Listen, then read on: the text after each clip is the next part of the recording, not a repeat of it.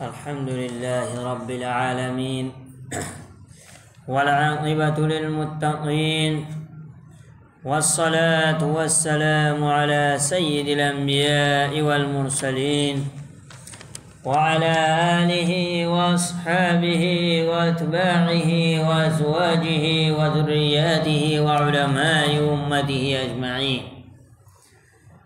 أما بعد، فقد قال الله تبارك وتعالى في كلامه المجيد والفرقان الحميد: أعوذ بالله من الشيطان الرجيم. بسم الله الرحمن الرحيم. إن الذين قالوا ربنا الله ثم استقاموا تتنزل عليهم الملائكة ألا تخافوا ولا تحزنوا وابشروا بالجنة التي كنتم توعدون. وقال تعالى: والذين جاهدوا فينا لنهدينهم سبلنا وإن الله لمع المحسنين. صدق اللہ العظیم. محترم اور معزز سامعین کرام، پیارے بھائیوں، اصل تو یہ بات گزشتہ جمعہ کو کرنی چاہیے تھی، مگر چونکہ کچھ اہم موضوع آ گیا تھا، اس لیے جو گزشتہ جمعہ بات کرنی چاہیے تھی وہ آج کر رہے ہیں کہ رمضان المبارک کا مہینہ آیا، اپنی آب و تاب کے ساتھ آیا، رحمتوں کی بارش ہوئی اور چلا گیا۔ زندگی کی اصل حقیقت بھی وہی ہے، وقت کسی کے لیے تھمتا نہیں ہے، چاہے خوشی کا موقع ہو چاہے غم کا موقع ہو، وقت ایک جیسا رہتا نہیں ہے۔ انسان کو سمجھنا یہی ہے کہ دنیا فانی ہے، میں فانی ہوں، اس بات کو مان لینا، جان لینا اور واقعی ایمان جانا، یہ ایمان کے لیے بھی ضروری ہے۔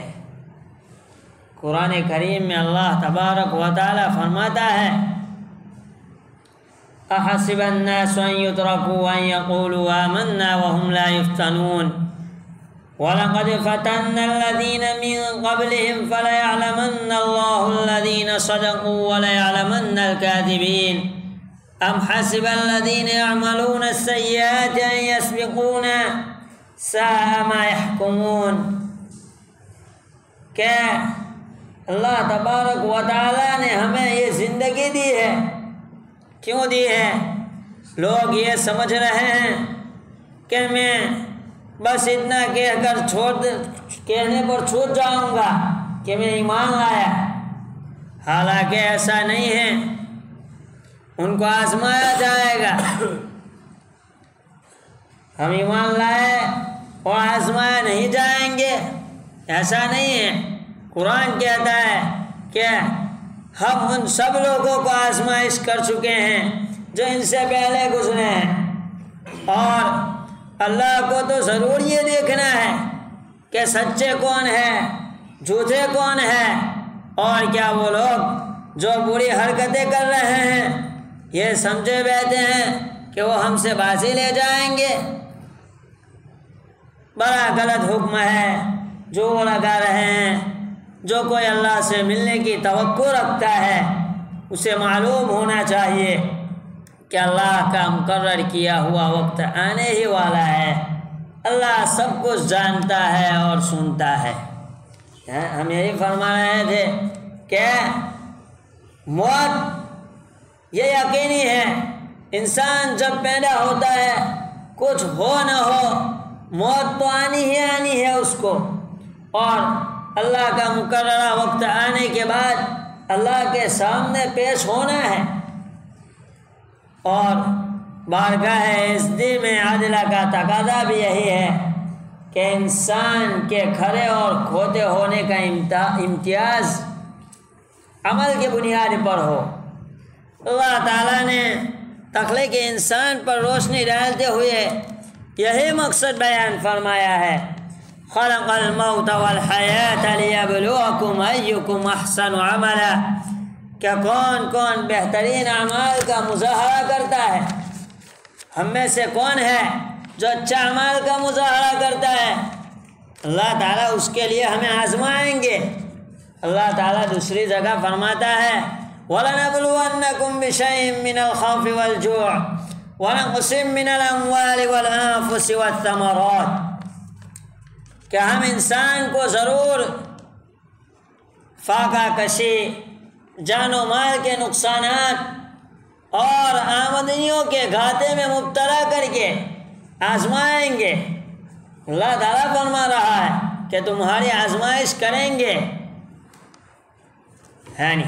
اور ہمارے لیے اب یہ بھی ایک آزمائش ہی ہے کہ رمضان المبارک کے بعد ہماری زندگی رمضان المبارک کے طریقوں تقاضوں کے مطابق گزرتی ہے یا نہیں۔ پہلے تو ہمیں یہ سمجھنا ہے کہ رمضان المبارک کا مہینہ ہمیں کیا سبق دیتا ہے، اور پھر اس کو عملی زندگی میں لانا ہے۔ رمضان المبارک جو سب سے پہلا ہمیں سبق دیتا ہے وہ تقویٰ کا سبق دیتا ہے۔ اللہ تبارک و تعالیٰ نے قرآن کریم میں فرمایا ہے یا ایھا الذین آمنوا کتب علیکم الصیام کما کتب علی الذین من قبلکم لعلکم تتقون، روزے کیوں رکھنے ہیں؟ لعلکم تتقون، تاکہ ہمارے اندر تقویٰ پیدا ہو جائے۔ اور رمضان المبارک میں اس چیز کی ٹریننگ دی جاتی ہے، چنانچہ بعض علماء نے لکھا ہے، ان کے قول کا خلاصہ تو یہ ہے کہ انسان کمزور ہوتا ہے جس کے نتیجے میں گناہوں پر اقدام کرنے کا داعیہ ختم ہو جاتا ہے، کم ہو جاتا ہے۔ تقویٰ کس چیز کا نام ہے؟ اسی کا نام ہے گناہوں سے بچنے کا۔ البتہ حضرت حکیم الحمت قدس سرہ نے یہ فرمایا ہے کہ اصل بات یہ ہے کہ جب آدمی صحیح طریقے سے روزہ رکھے گا تو یہ روزہ خود تقویٰ کی ایک عظیم سیڑھی ہے۔ تقویٰ کس چیز کا نام ہے؟ اس لیے کہ اللہ جل جلالہ کی عظمت کے استحضار سے اس کے گناہوں سے بچتا ہے، تو یہ تقویٰ خود بخود آ جاتا ہے۔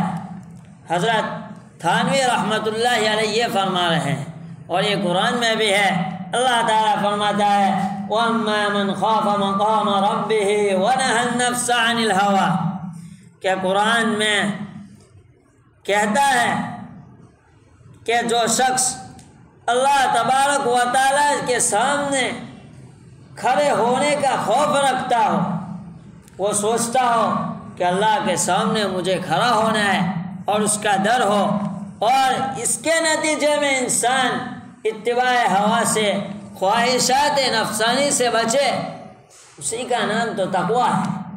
اور رمضان المبارک میں یہ بدرجہ اتم پورا ہوتا ہے۔ ہم نے بارہا کہا ہے، یعنی دہرانا ضروری نہیں سمجھتے کہ انسان بند کمرے میں ہو، فریج ہو، پیاس لگی ہو، الی آخرہ، لیکن انسان پانی نہیں پیتا ہے۔ کیوں نہیں پیتا ہے؟ اللہ کے ڈر کی وجہ سے، چاہے کوئی دور دیکھنے والا نہیں ہے لیکن اللہ تعالیٰ تو دیکھتا ہے۔ تو یہ تقویٰ اب ہمیں رمضان المبارک میں اس کی ٹریننگ دی گئی ہے، اس کو بقیہ پورے سال ہماری زندگی کے اندر لانا ہے اور تقوی کو اتارنا ہے۔ یہ رمضان المبارک ہمیں ایک پیغام دیتا ہے جو ہمیں پورے سال چلانا ہے۔ اللہ سے ڈرنا ہے، اللہ کی خشیت اپنے اندر پیدا کرنی ہے۔ دوسری بات جو رمضان المبارک کے مہینے میں ہمیں اس کی ٹریننگ دی جاتی ہے وہ ہے مجاہدہ۔ مجاہدہ خلاف طبیعت کام ہوتے ہیں تو انسان اس کو برداشت کرتا ہے، اس کا نام مجاہدہ ہے۔ اور رمضان المبارک میں یہ چیزیں ہوتی ہیں لڑائی جھگڑے سے انسان عام طور پر بچتا ہے، خلاف طبیعت کام ہونے پر بھی انسان رک جاتا ہے، اور کھانے پینے میں بھوک لگتی ہے، پیاس لگتی ہے، لیکن یہ طبیعت کا تقاضا ہے اور انسان اس سے بچتا ہے۔ کیوں بچتا ہے؟ اس لیے کہ اللہ تبارک و تعالیٰ نے اس سے روکا ہے۔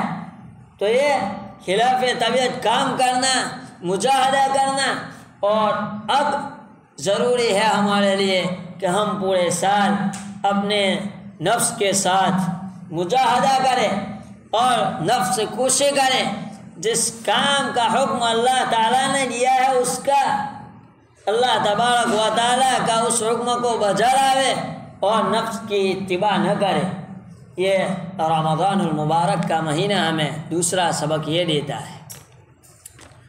رمضان المبارک میں تیسرا جو کام ہمارا بڑھ جاتا ہے یہ قرآن کریم کی تلاوت ہے۔ ہم نے اس پر مستقل بیان کیا ہوا ہے، یعنی کہ قرآن کریم کو رمضان المبارک کے ساتھ خاص مناسبت ہے۔ اب رمضان المبارک کے دوران ہم تلاوت کرتے ہیں، اس قرآن کریم کی تلاوت کو پورے سال باقی رکھنا ہے، اس کو چھوڑ نہیں دینا ہے۔ قرآن کریم کا حق بھی ہے نہیں کہ رمضان المبارک کو چھوڑ کر بھی اس پر تلاوت قرآن ہو اور قرآن کریم پر عمل ہو۔ یہ اصل زندگی ہے، ہمارا لوگ قرآن کریم ہے، اس کو سیکھنا چاہیے، سمجھنا چاہیے، کوشش کرنی چاہیے کہ ہم اس کو سمجھ کر پڑھیں، اور کم از کم سمجھ کر نہ پڑھ سکے تو تلاوت قرآن کا معمول تو کم از کم بنانا چاہیے۔ یہ رمضان المبارک ہمیں سبق دیتا ہے کہ ہم 15 منٹ 20 منٹ یہ قرآن کریم کے لیے خاص کر دیں، کہ پورے سال ایک وقت متعین ہو کہ ہم اس میں قرآن کریم کی تلاوت کریں۔ کم از کم آدھا پونا پارہ تو ہم پڑھ ہی سکتے ہیں۔ دنیا کے مشغلوں میں الجھنوں میں یقیناً ہمیں پڑھنا ہے، اور ہم ایسا نہیں کہتے ہیں کہ روزی معاش کے لیے اسباب اختیار نہیں کرنے ہیں، لیکن قرآن کریم اور دین کے کاموں کے لیے ہم کم از کم آدھا گھنٹہ تو نکال ہی سکتے ہیں۔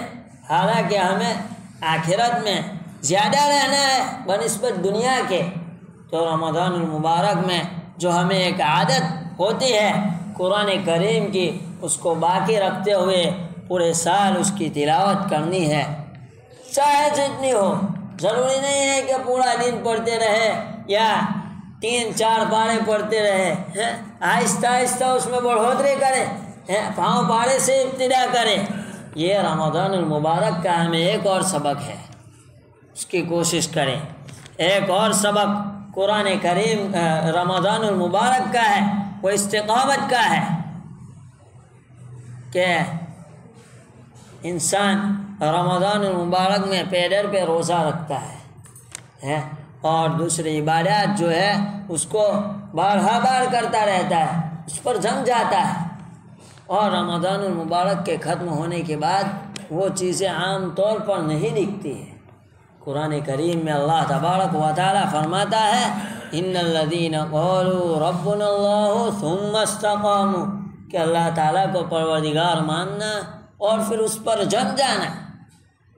ہمارے نیکی کے قبول ہونے کی ایک علامت یہ ہے کہ وہ نیکی روزانہ ہو، مستقل ہوتے رہے، اور اس عمل میں بڑھوتری ہو۔ یہ اللہ تعالیٰ کے نزدیک قبولیت کی ایک نشانی ہے۔ اور سنن و نوافل پر جو فضائل وارد ہوئے ہیں اور جو انعامات کا وعدہ کیا گیا ہے، اس کے لیے بھی شرط ہے کہ اس میں دوام ہو، پابندی ہو، اس میں استقامت ہو۔ تو جیسے رمضان المبارک کے مہینے میں ہم نے پورے سال پورے مہینے میں استقامت کے ساتھ نیکیاں کی ہے، اس نیکی کو پورے سال تک باقی رکھنا ہے اور اس کو لے جانا ہے۔ یہ رمضان المبارک کا ایک اور سبق ہے۔ اور قرآن کریم میں بھی اللہ تبارک و تعالیٰ فرماتا ہے وَاعْبُدْ رَبَّكَ حَتَّى يَأْتِيَكَ الْيَقِينُ کہ اپنے رب کی عبادت کیے جاؤ یہاں تک کہ تمہاری موت آ جائے۔ موت تک، رمضان المبارک تک عبادت کرنا ہے ایسا نہیں کہا، کہاں تک؟ موت تک عبادت کرنی ہے نہیں؟ تو اس کا بھی ایک معمول بنایا جائے جیسا کہا تو آسان ہو جائے گا۔ ایک اور سبق جو رمضان المبارک ہمیں دیتا ہے وہ اخلاص کا دیتا ہے کہ روزہ کی ایک خصوصیت ہے بہت بڑی کہ انسان جب روزہ رکھتا ہے تو اس کے اور اللہ کے علاوہ کوئی نہیں جانتا ہے نہیں کہ اس شخص کو روزہ ہے یا نہیں ہے، رمضان المبارک کے مہینے میں بھی اور غیر رمضان میں بھی۔ تو یہ اخلاص ہماری دوسری نیکیوں میں بھی آنا چاہیے۔ ہمارا کوئی بھی عمل ہو اللہ تبارک و تعالیٰ کے لیے خالص ہو، اللہ تعالیٰ کو راضی کرنے کے لیے ہو اور ہمارے اعمال ریاکاری دکھلاوے سے پاک ہو۔ یہ ہمیں رمضان المبارک کے مہینے سے سیکھنا ہے۔ اور ایک اور اہم، بہت اہم بات، رمضان المبارک کے مہینے میں مساجد بڑھ جاتی ہے، نمازوں کا اہتمام ہوتا ہے، اور جیسے ہی عید الفطر کا چاند ہوتا ہے بڑے افسوس کے ساتھ کہتے ہیں مساجد پھر خالی ہو جاتی ہے۔ رمضان المبارک کا مہینہ تو ختم ہوا ٹھیک ہے، لیکن ہم مسلمان ابھی بھی ہیں، اور اللہ تعالیٰ سے دعا ہے کہ ہمارا خاتمہ ایمان کی حالت میں ہو، اور جب تک ہم مسلمان ہیں دن کے 5 نمازیں ہم پر فرض ہے۔ نمازیں صرف رمضان کے مہینے میں فرض نہیں ہوتی ہے نہیں، ابھی بھی حالت دیکھے رمضان المبارک کے مہینے میں جب جمعہ کا دن ہوتا تھا اس سے زیادہ لوگ پہلے سے آ جاتے تھے، ہے کہ نہیں؟ تو رمضان المبارک کا ایک بہت اہم سبق جو ہمیں ملتا ہے وہ یہ ہے کہ رمضان المبارک کے مہینے میں جس طرح ہم نمازوں کا اہتمام کرتے تھے رمضان المبارک کے علاوہ بھی اس کا اہتمام کیا جائے۔ اور یہ نماز ایسے ہی فرضان دنوں میں ہے جیسے رمضان المبارک کے مہینے میں ہے، اور 5 وقت کی نماز کا اہتمام یہ تو انسان کے لیے ضروری ہے، یعنی نفل عبادت ہو تو اس میں گنجائش ہے کہ انسان کرے تب بھی چلے، نہ کرے تب بھی چلے، کرے گا تو ثواب ملے گا، نہیں کرے گا تو کوئی گناہ نہیں ہوگا۔ لیکن فرض جو عبادتیں ہیں اس کو تو کرنا ضروری ہے، اس کے نہ کرنے پر انسان گنہگار ہوتا ہے، اور اگر فرض چیزوں کا اگر انسان انکار کر دیتا ہے تو وہ ایمان سے نکل جاتا ہے۔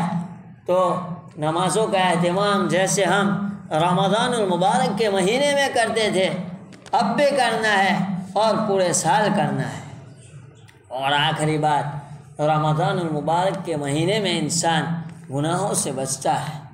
عام طور پر عام دنوں میں انسان جو گناہ کرتا ہے رمضان المبارک کے مہینے میں وہ گناہ نہیں کرتا ہے اور گناہوں سے اجتناب کرتا ہے۔ عام دنوں میں بھی رمضان المبارک کے مہینے سے جو ہم نے سیکھا کہ گناہ سے بچنا ہے، عام دنوں میں بھی بچنا ہے، اور یہ ضروری ہے۔ رمضان المبارک کے مہینے میں جو خدا ہمیں دیکھتا ہے غیر رمضان المبارک کے مہینے میں بھی وہی خدا ہم کو دیکھتا ہے، وہی اللہ ہم کو دیکھتا ہے۔ اور گناہوں سے جیسے رمضان المبارک کے مہینے میں ہم بچے ہیں عام دنوں میں بھی بچنا ہے۔ یہ رمضان المبارک کے مہینے سے سیکھنے کے چند اسباق ہے، چند باتیں ہیں جو ہم رمضان المبارک میں اس کا اہتمام کرتے تھے، اور آخری 10 دنوں میں ہم وہ کام چھوڑے جا رہے ہیں۔ ان چیزوں پر واپس آنا ہے۔ ابھی آسانی سے آ سکتے ہیں، اگر شوال کا مہینہ نکل گیا پھر پہلے جس طرح ہم اعمال نہیں کرتے تھے ویسے ہو جائیں گے، اور اس کا کوئی فائدہ نہیں ہے۔ ابھی موقع ہے کہ ہم رمضان المبارک والی زندگی پر لوٹ آئے۔ اللہ تعالی ہم سب کو عمل کی توفیق عطا فرمائے۔ وآخر دعوانا ان الحمد للہ رب العالمین۔ ہے.